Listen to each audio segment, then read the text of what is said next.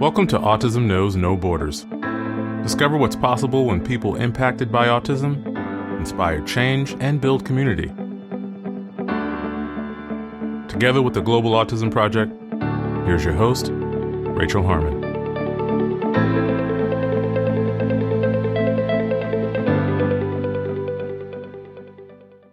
Hello, everyone. Today we're bringing back the CEO of the Global Autism Project, Ola Pinney. She's joined by Dr. Michael Mueller. A board-certified behavior analyst, Mike is the co-founder of the IBAO, the International Behavior Analysis Organization. The IBAO certifies practitioners to ensure ethical practices, protect consumers, and maintain appropriate educational standards in the field of ABA around the world. Mike has authored 11 books, including Behavior Analytic Consultation to Schools and the Assessment of Functional Living Skills, or AFLS, a 7-volume series to guide in the assessment of teaching everyday life skills to learners of all ages. He has also published dozens of research articles and served on the editorial board of several prestigious journals, including the Journal of Applied Behavior Analysis, the School Psychology Review, and the Journal of Evidence-Based Practices for Schools, to name a few. In this conversation, we discuss what prompted the start of the IBAO, former barriers to certification, including cost and accessibility, how the IBAO makes certification more attainable for practitioners who don't hold a master's degree, ethical considerations to addressing cultural differences, the distinction between certification and licensure, collaboration between Global Autism Project and the IBAO, and tips for ABA practitioners. In this episode, discover what's possible when certification is just the beginning. To learn more about Mike Mueller and the IBAO, please visit our show notes at autismknowsnoborders.com. We appreciate your time. If you enjoy this podcast and you'd like to support our mission, please take just a few seconds to share it with one person who you think will find value in it too.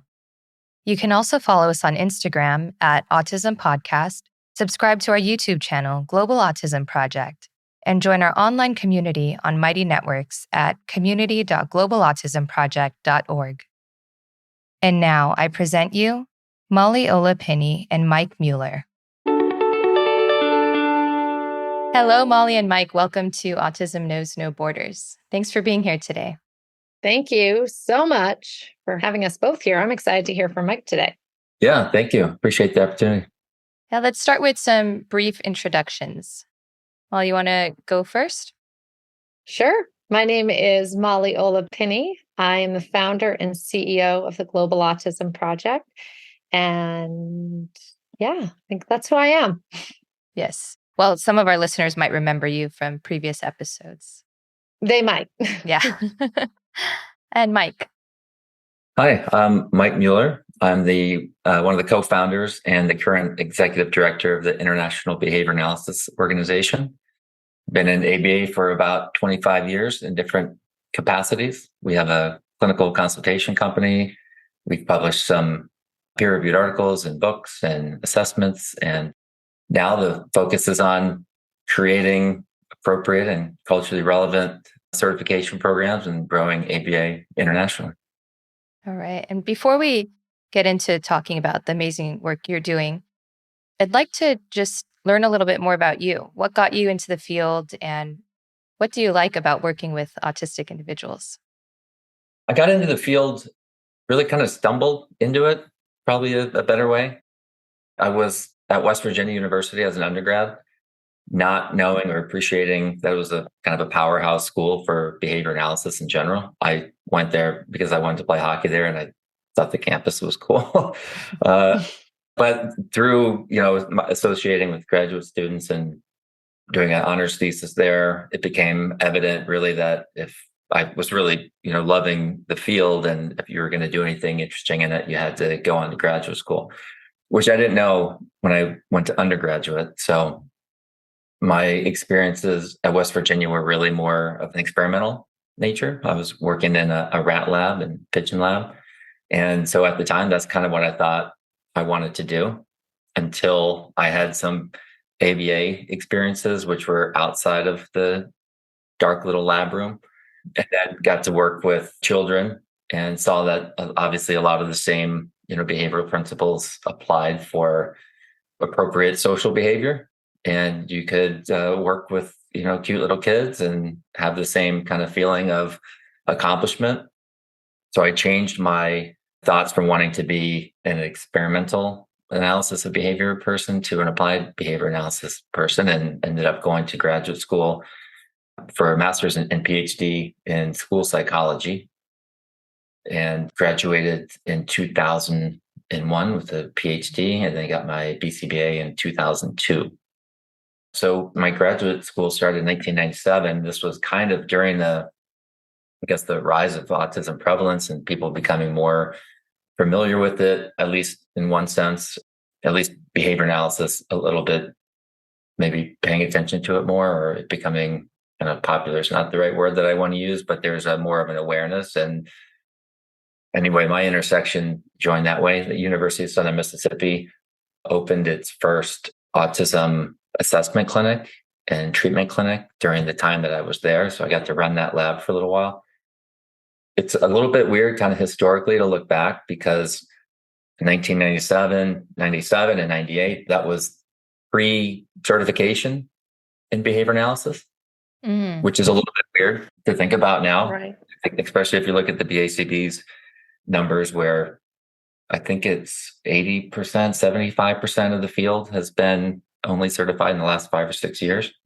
So it's probably odd for a lot of people to really kind of understand pre-certification behavior analysis. Back then, you were a behavior analyst because you considered yourself a behavior analyst. There was no actual marker. And most of the people, especially the prolific publishers and JABA and the other kind of respected, behavior analyst journals, these were people with psychology degrees. It's actually a very new phenomenon that ABA is considered a unique and distinct field from psychology.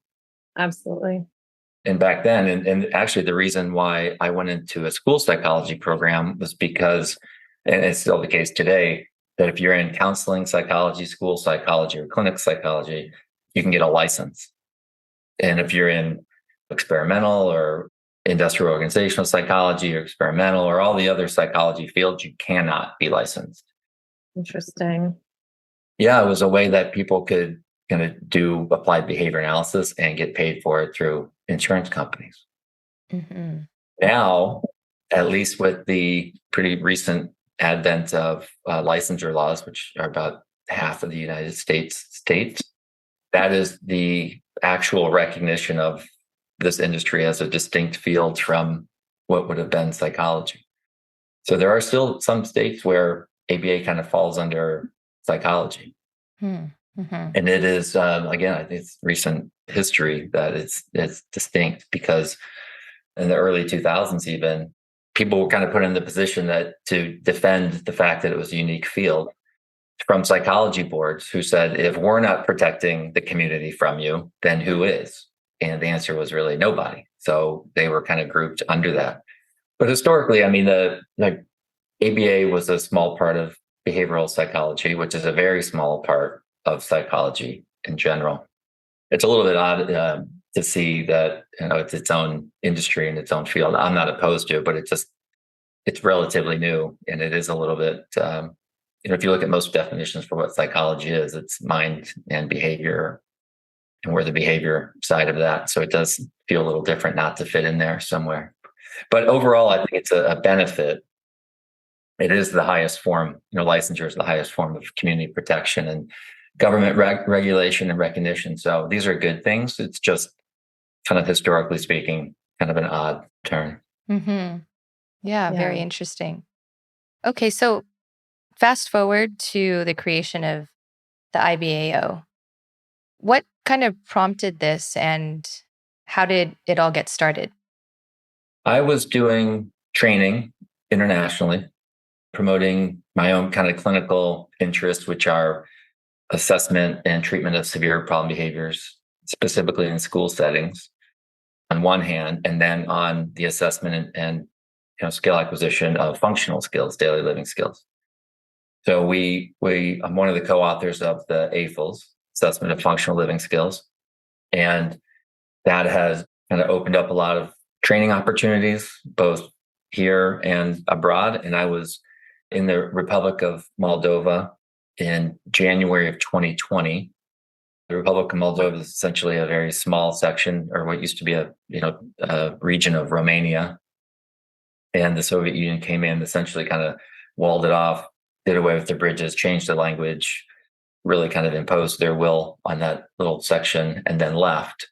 They didn't do anything to help build infrastructure. It has a lot of financial issues, lack of industry, et cetera. And so they don't have a lot of money there just in general.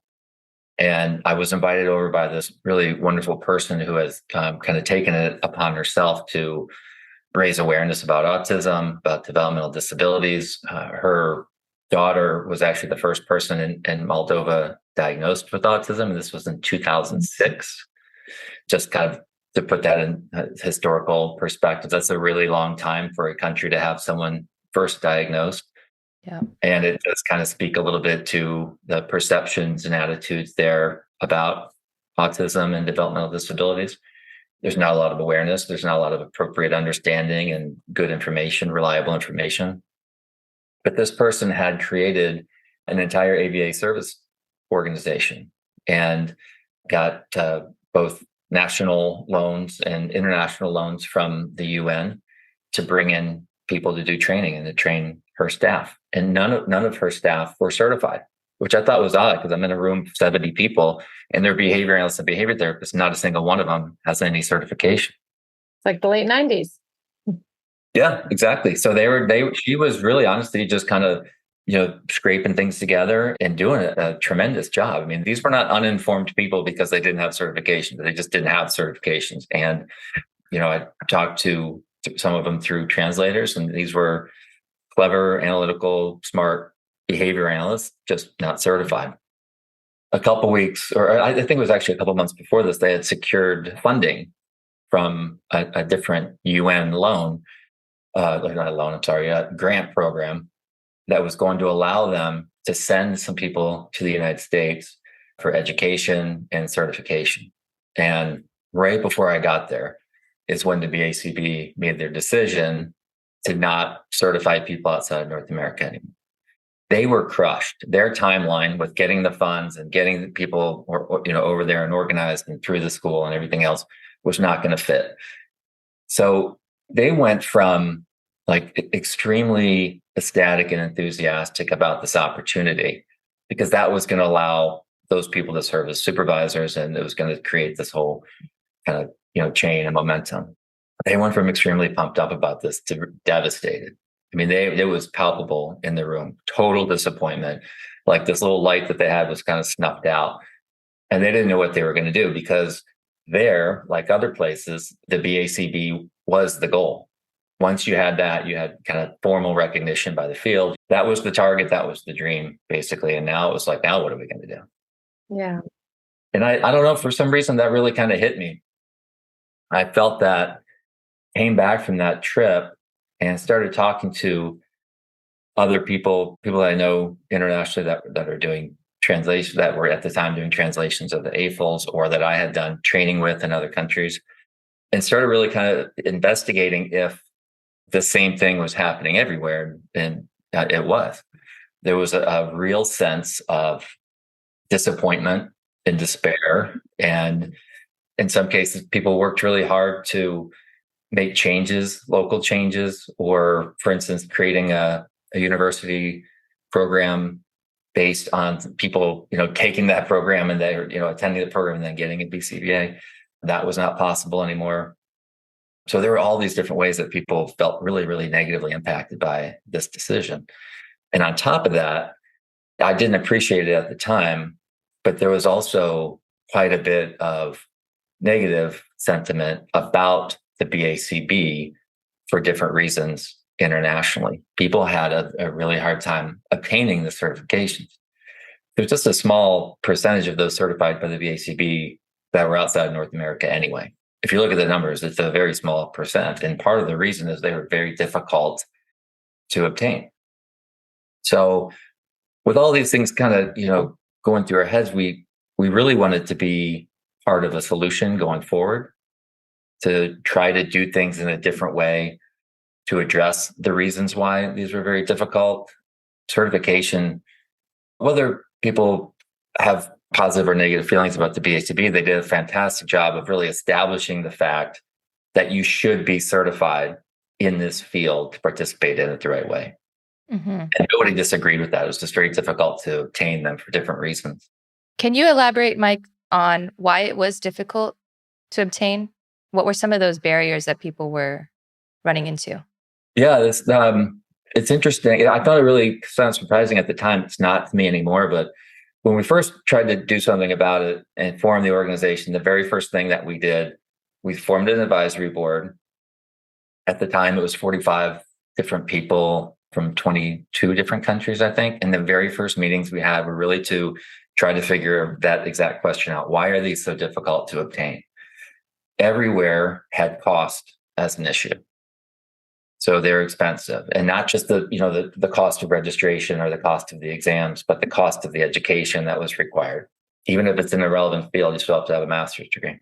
Right. And we can talk about why that maybe doesn't make the most sense, but either way, that was a requirement. That's a very expensive process. Even online master's degrees, you're still talking probably $12,000, $13,000, $15,000, some are more than that. That's insurmountable for some people. So it was a lot. So cost, language issues, both sort of in the field in general, but also related to, the certification website, the certification materials, the documents and requirements. Like some exams were translated into some languages and some didn't have that. Where someone had to go to take the exam was a Pearson test center, and those don't exist even in all the countries. So it created a situation where people who were already kind of stressed out about the big exam had to do sometimes international travel, sometimes by themselves, which beyond the stress of that, the additional cost of, a train ticket or an airline ticket, a hotel, additional meals to go sit in a room and be proctored was an additional cost. Educational systems are different in some countries than they are for the US.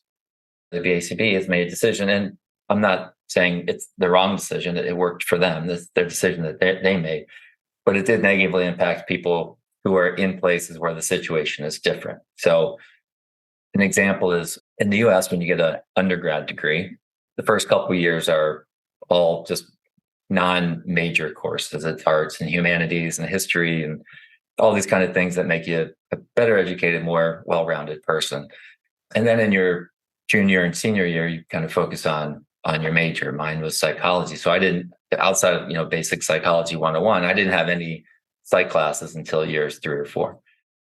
Other places and other countries don't have that exact same setup. Some places have a 2-year bachelor's degree because they don't require all of the other stuff. They don't require the arts and humanities and foreign language and all the things that make up the electives for your first 2 years. And some have 3-year degrees because they have a part of that, but not 2 years worth.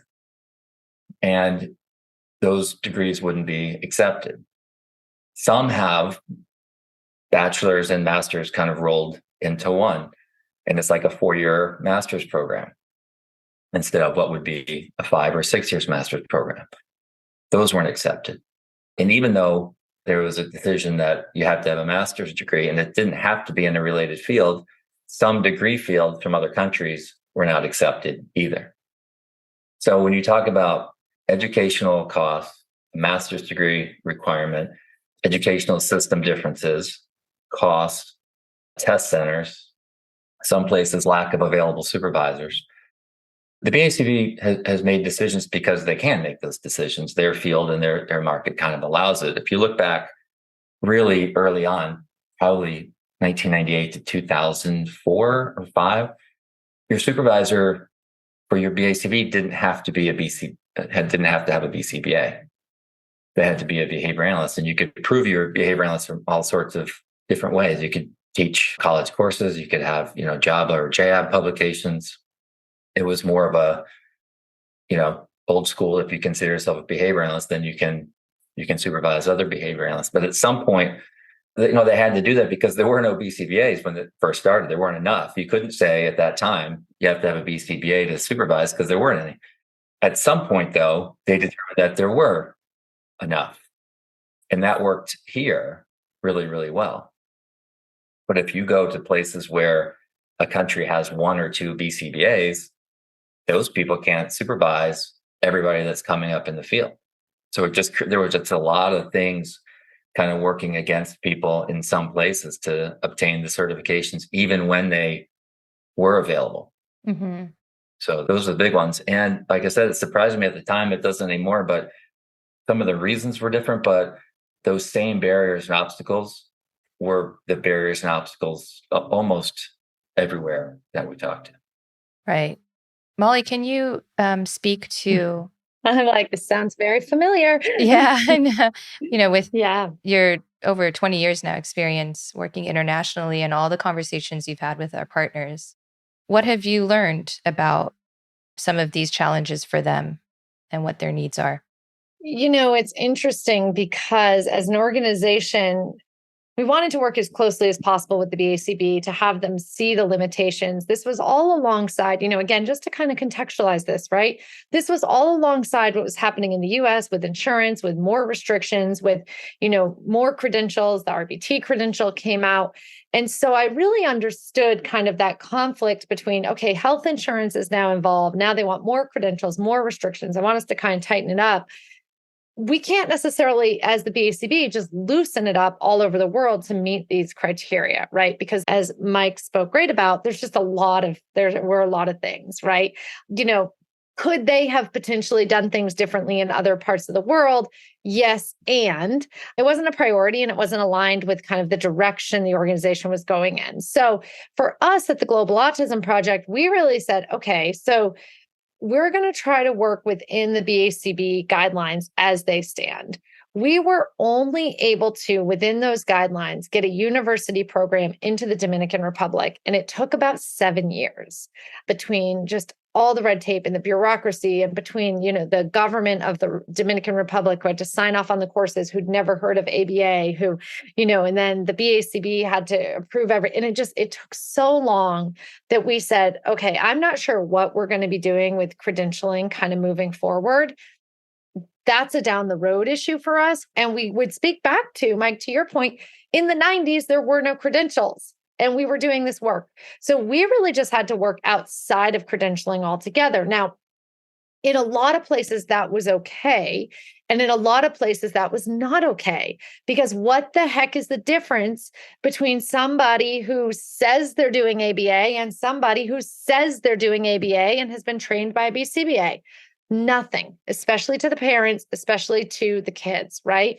And so I remember, and I do sometimes need to create a book and put all these stories in it. But I do remember that in a country that we worked in, they said they do ABA at that address.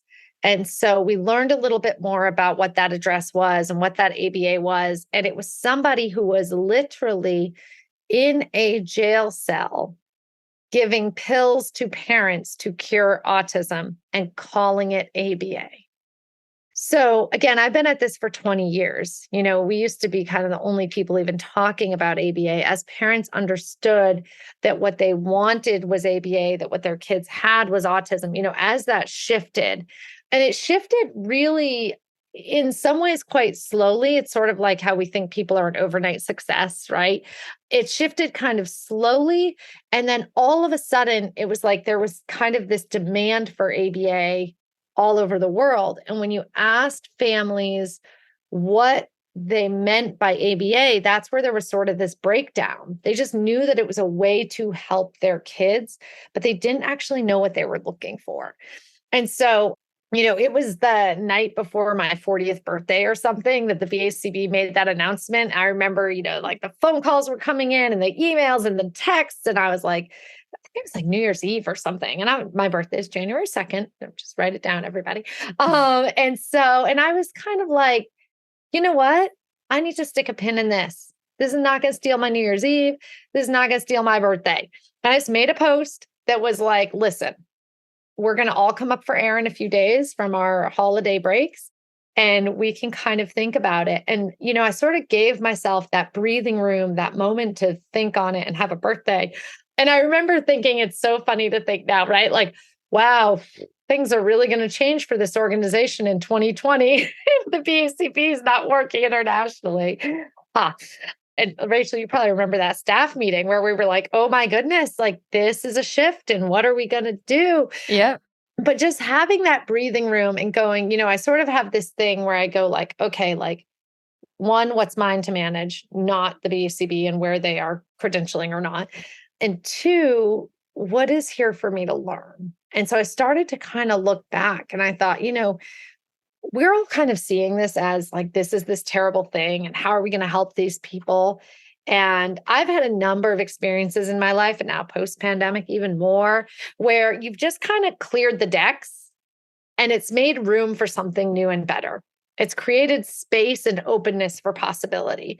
And so I didn't know what it was going to look like, but I started to really go, it's actually been really complicated to work with an organization whose focus and priority is stateside internationally. That's been really complicated. It's actually, if I think about what else is available, and I had zero desire to begin my own credentialing organization. So I was really thrilled when IBAO said, hey, this is something that we might do, and everybody kind of, and a lot of people would say, like, Molly, what do you think about this? And I was like, I kind of know the people who are involved and I think it could be great and it has to be done. And the recommendation I'm going to make to them is the same recommendation I've made to the BACB for many years. And that is to do with, not for, the global community. And so, as Michael said, they had 40 something people from 22 countries. Some of our partners are part of this. And that was really kind of my only advice. I was like, listen, like, ask people from around the world. And I've watched IBAO do that and take that into consideration. And then Mike, you and I connected directly again, kind of took a little nap during the pandemic, I guess, and connected again. And I was just so thrilled to hear that you were still focused on, like, we only want to do this if it makes sense. That always resonates with me a lot. Like, let's not just like do it to do it ourselves, but only wanting to do it if it makes sense, only wanting to do it in a way that was aligned with the needs of the global community. And it's continued to be that. And I've talked with so many people who are part of it now. And it's really great. Little things like you could have like a master's degree in aquatics. I don't even know. And it was like, okay, check the box, master's degree. And it was like, how on earth does that make sense? And that is so incredibly prohibitive for our community that we work with. So, yeah. Yeah. Well, thank you. There's all of the decisions have been made for particular reasons. And we are at the beginning of a growth cycle, if you will. Whether things will change around the world that will allow us to make certain changes to requirements remains to be seen. But we're operating in the best way that we can to address the issues that were at the forefront of this to help the biggest number of people in the widest number of places. One of the things that you mentioned is a little bit the absurdity of requiring a master's level education in something that is different from what you're actually being certified in. Right. Like a little analogy I like to use is if you have a problem with your car and you go to a certified auto mechanic for whatever brand of car that you have, doesn't matter that that person has a master's degree in history or in finance or in agriculture or aquatics or anything else. The answer is no. You want them to be a certified specialist in that particular field. And their level of education and anything else is really irrelevant to why you would be seeking them out. Certifications in ABA, these are practitioner level certifications. This is to help the community, the consumers recognize who has what the field, what our industry has described as the appropriate education, training, experiences, and knowledge. To go beyond that doesn't make any sense. And it's extremely prohibitive, especially outside the United States, to put that kind of unnecessary burden on people that have all these things working against them to actually obtain those and achieve that. So, yeah, the decisions that we've made have been made with those in mind, and they're much more accessible because of it. I think I don't know if common sense is the right word, but we've thought through the decisions and kept in place what is extremely important to be certified in this particular field. We've done away with the things that haven't. And in our own clinical company, I have a consultation company in Georgia, and we had a master's level BCBA who was a tennis pro.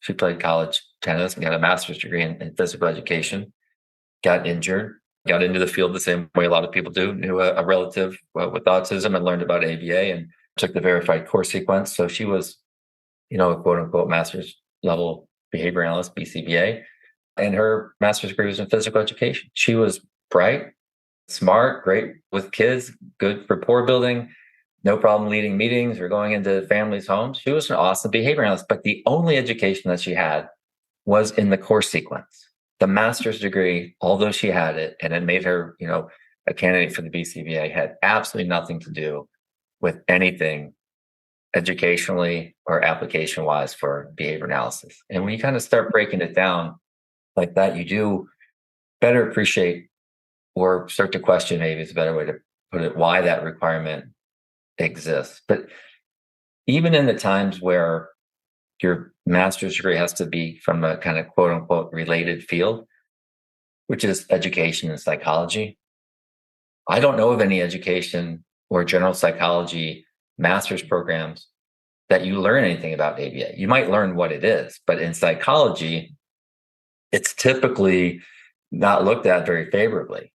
It's like this little simplistic technology stimulus response, Of course, you give someone things that they like after they do them, they might do them a little bit more, but that's how it's looked at in general psychology. It's always been this little simplistic little niche area of behavioral psychology. So if you get a clinical master's degree in psychology, you are not getting any more ABA education than you would if you were in a history program. Same thing with general education and even a lot of special education. There might be a little bit more, general classroom management stuff, but you're not learning any more about motivating operations Right. in a master's class than you would in your VCS. Yeah, I was a psych major in my undergrad. Yep. Too. And I think there was like one slide on that chart of positive and negative reinforcement and punishment. So, yeah. Mike, could you just talk about also the differences in other requirements like testing and how that's more accessible now for international folks? Sure. Again, the problem was having to sit in a particular room with someone physically standing over your shoulder to test. It's an odd requirement a little bit because whatever the stats are, 60, 70% of people who are BCBAs now get their education from online master's programs. And these programs, which have been around for a long time, or at least there have been a couple around for a long time, most of them are relatively new, but anyway, they all use online testing applications. And in 2023, there are very robust safe, secure proctored exam software that you can use. And you can do this from anywhere with a secure internet connection. So to think that you have to go to a specific physical location, to me now seems as odd as it did when I took the exam in 2002, where I had to fly to Knoxville, Tennessee and sit in a room with 50 other people and do it in pencil and paper. It's an antiquated way of having to go about doing it, and it's prohibitive. So ours is an online exam. It's an online proctoring solution, safe, secure. It's got all the safety and security and tech requirements that go into making it such, but anybody can take it anywhere at any time, which is nice. So there's no travel involved. There's no additional costs involved. None of that. And it really makes sense given the community of people who are trying to support. So, yeah, absolutely. Okay. And with regards to the IBAO's ethical guidelines, how do you address some of these differences that we might find across cultures? Yeah, it's a great question. That was, I was part of the ethics committee that created those exams, and it was a great bunch of people. And the first thing that we did was we just downloaded and read and consumed and thought about ethical codes, ethical guidelines, ethical documents from our field, from different locations, from other fields. I mean, with OT, speech, dental hygiene. We just tried to get as broad a view as possible. Read more kind of theoretical articles about ethics and the application and things like that. And one thing that we all kind of came away with, both from consuming this literature and our own personal experiences, was that ethics are contextual. They are informed by the situation you're in at the time. And it's very difficult to apply a very black and white code, a list of things that you can never do, to varying and culturally different situations. So the ethics were informed by the idea that people have to make their own determinations about what the best solution is, what the best behavior is, what the best response is in any particular situation. And that differs. What might be wrong for one person might be that the ideal solution for somebody else in their situation. So it's very contextual. It is informed that way. So we have ethical guidelines. These are essentially aspirational goals that people should attempt to, strive to in their professional world. It is not a black and white code. And, something that is commonly discussed and it's interesting, that's kind of like a thought game or whatever, but, the idea of gifts has been overwhelming, a very popular topic of conversation or guideline or rule that gets discussed. I've been in many places, different places in the Middle East. When you go into someone's home, my experience at least, been to help families of 4 or 5 different nationalities. Every single one of them have taken it upon themselves, either them personally or the staff that they may have in their home, to prepare, if it's in the morning, juices, fresh juices and pastries. At lunch, they bring out different things, fish. They're excited to share their community with you. They're excited to share their culture with you. You have to try this kind of food, and they'll bring it out and they're presenting it. To say no to those kind of things because we're not allowed in some way would be incredibly disrespectful. It would be very insensitive, and it would really, I think, damage rapport, because it would be very hard for some people to understand why you wouldn't accept their gratitude and graciousness in their home. You're in their home and they're making you feel welcome. That's all it is. Mm-hmm. They're not trying to influence your decision making, which is another kind of weird thing, not to get off on a tangent, but behavior analysts should be interested in what parents want, right? We should be taking their values and wishes into consideration when we're doing things. So it seems weird to say, well, we don't want their decisions or whatever to influence what we know is better, because that's really not the way we should be operating in the first place. But that's for a different podcast. So anyway, we have ethical goals and guidelines. When someone recognizes that there may be things in conflict, because it's possible. We also used this Rosenberg and Schwartz article from 2018 that described an ethical problem-solving model. We modified that slightly for our own use. We give them all the credit, of course, but we have modified it slightly so that when someone is in a situation and they feel like they might be conflicted about different things to do, it kind of walks them through a process to help solve that. So recognize, which 2 things may be in conflict, kind of brainstorm possible solutions, consult with others, determine in your own situation what's the best outcome for the client, for the field, and then for you personally. That should be the order of operations. Put something in place, evaluate it, and learn from it. You can't say always or never in this field. So it's been interesting. It's decidedly flexible in that way for those reasons. And people are concerned sometimes that how is IBAO going to essentially be a worldwide ethical police force? And that's not the role of certification bodies. We have limited access to some things, but we are not a global ethical police force. There has to be understanding, there has to be education, there has to be educating the people who may have done things differently or made bad decisions, to give them a chance to make better decisions in the future. But that's the role of licensing boards. And that's why that's kind of the highest form of community protection, because licensing boards are literally gatekeepers to decide who can work in this field and who can't. Certification bodies don't do that. They say you have these standards, you're promising to do these kind of ethical and professional behaviors. You're going to stay up to date with CEUs and these kind of things. But the most severe consequence an organization like ours could do is take someone's, or not allow them to renew their certification. That's an interesting distinction. Yeah. And a lot of people aren't aware of the distinction between licensure and certification. And here, especially in the US, that line is even blurred further, because if you're in a state that you can get licensed, the prerequisite for licensure is certification. You can't be a licensed behavior analyst and not have a BCBA in the US. So the distinction is slightly blurred. But in other places, the benefit of certification is to see who's inside the bubble and who's outside. So situations like Molly talked about earlier, where anybody, because there isn't a licensure, can do whatever they want and call it ABA, the field needs to establish, well, these people that are providing ABA services are doing it correctly. These other people are not, and we don't know what they're doing. Right. So that's the main benefit of certification, is allowing people to see who has the education, training, experience to do it the right way, and who is jumping on a bandwagon now that this approach is becoming more popular in more places. Mm-hmm.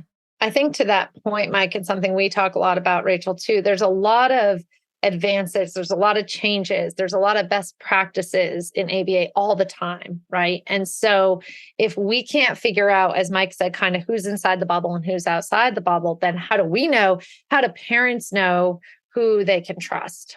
I mean, listen, we see it all over the world with the name of something just being kind of used as if that's what it is, different certifications, things like that. And yeah, I mean, ABA was no different, and it was happening. We used to talk about this all the time. The reason we partnered with places and the way that we partnered with them is because what we would see in a lot of countries is somebody would go to a 4-hour workshop, they would have a certificate, they would hang it on the wall, and they would tell their local community, I am trained in ABA.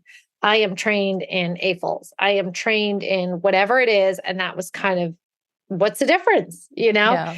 And so that becomes a really important piece. So I think ultimately it's really about protection for the families. It's really about safety for the kids. And listen, we have a lot of conversation here, and I'm so grateful for it, just sort of about ABA and the harm and all of these things. I just want to make it very clear. When we're talking about the global community and we're talking about the harm that's being caused by these children, it's very severe. It's very intense. We're talking about bleach enemas being called ABA in some parts of the country. We're talking about pills from a jail cell being called ABA in some parts of the country. So things that can cause harm to the point of death is what is going on around the world. We don't talk about that a whole lot because we really like to, talk more about all the great work that's happening. But that's the reality of what's happening. People are calling it ABA, and they're doing things that are straight up dangerous, if not life-threatening to children. Yeah, we hear that all the time. And that's the benefit, is giving something recognizable to people to see who has the right background and who doesn't. Yeah. And honestly, I wouldn't say equally as important, but another important feature is recognizing those people who have taken the right approach, who have dedicated their lives, who have done the educational part, the experience part, the supervision, promise to practice ethically and do the things now and going forward to be good practitioners. This is a recognition for them. Right. Great. I mean, I think you guys are definitely doing great work stepping up into this space, this opportunity now that's available. Molly, could you just speak briefly on the collaboration between Global Autism Project and the IBAO? Yeah, I mean, I think probably over the course of this episode, you've heard all kinds of overlap. And, one of the most exciting things that we're up to this year is really supporting the organizations that we work with, not just in a clinical capacity, but on the business capacity as well. And, Mike's talking about all these people doing all this great work, the one mom of the one kid who was the first diagnosed in Moldova, et cetera, right? And so we're really working as an organization to be able to create the needs outside of just the clinical capacity. And I did tell Mike, I said, I want to focus this episode on the good work that IBAO is doing. But part of the good work that they're doing is we're working closely with each other. And they've supported a scholarship fund for more people around the world to have access to the training that the Global Autism Project is providing. So it's really exciting. We'll have details. You'll see them coming out. We'll put them in the show notes. We'll have more details on our website over the next few weeks. But, I think it's probably very obvious to you how crucial the work that IBAO is doing to our work, to our success, and ultimately to these kids' well-being. So that's a quick summary. Great. Okay, well, I'd like to close with one last question. What advice would you give to other practitioners out there? Well, there's a lot of opportunity to do good. There's a lot of opportunity to take shortcuts and do things the wrong way. The idea, the requirement, not a legal requirement, but the kind of the community requirement to get certified to do things the right way does not exist everywhere. So my advice would be, even though it's challenging, and even though when you're at the beginning of the process and the beginning of your journey, it does seem overwhelming when you're talking about, 5 or 6 college level classes and supervision and supervisors and a new work environment, all these different things.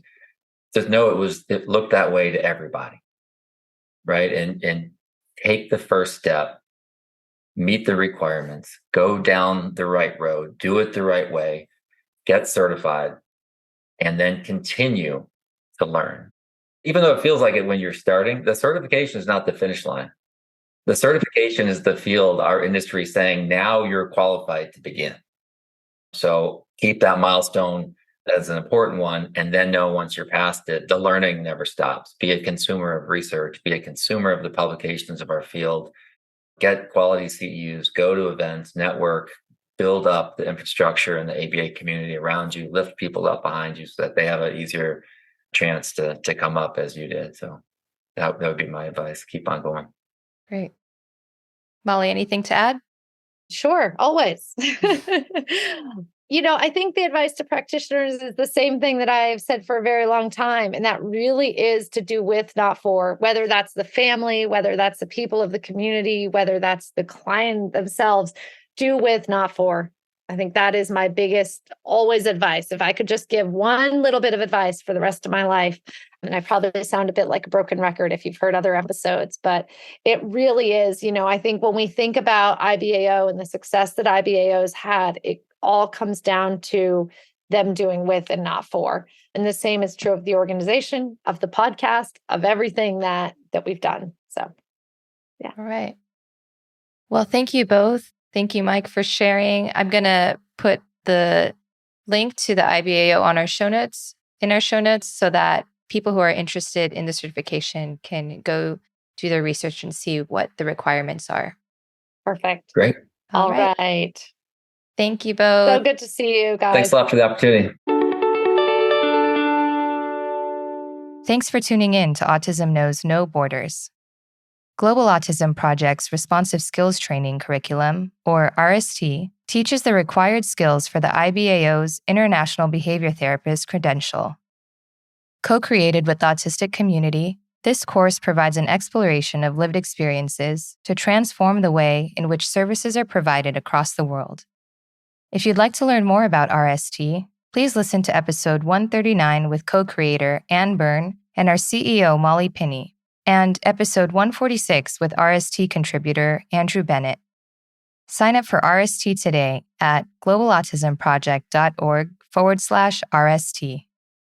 Thanks for listening. Take care. Tune in each week for engaging conversations of how people across the globe are inspiring change and building community. You've been listening to Autism Knows No Borders, brought to you by the Global Autism Project. You can find Rachel's notes for this episode and learn more about today's guests at autismknowsnoborders.com. If you enjoyed this episode, please kindly rate the show and leave a review. By doing so, you'll be helping us increase awareness and acceptance of autism around the world.